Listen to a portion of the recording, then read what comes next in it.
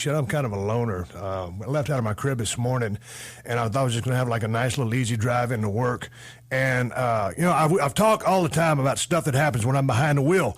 And pedestrians, texting and not having their head out of their ass when they're walking down the street.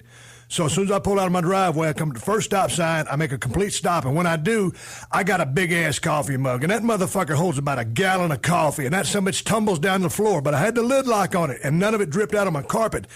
And then I looked to the right before I was going to take off, and I went ahead and hit the gas pedal. Well, there's a pedestrian walking across the street, didn't even stop to pick his damn face up out of his damn iPhone, and I damn near clipped him with the right side of my bumper, and I just look at this motherfucker, I'm like, man, dude, obviously, he don't listen to the Steve Austin show. I try to protect my listeners by telling them to look before you cross the road. I had already made my complete stop. This sumbitch walks out in front of me. Bam, I could have clipped him. I'm trying to talk to Samoa Joe, my guest today.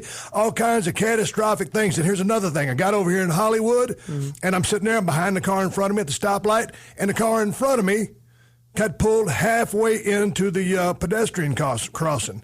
So then those dumbass pedestrians who were on their phones texting and walking had to walk around the sumbitch in harm's way. And you just want to go into that window of that guy who pulled into the pedestrian crossing and grab that sumbitch by the scruff of his neck and say, hey, man, what is wrong with you? Do you not see that white line right there?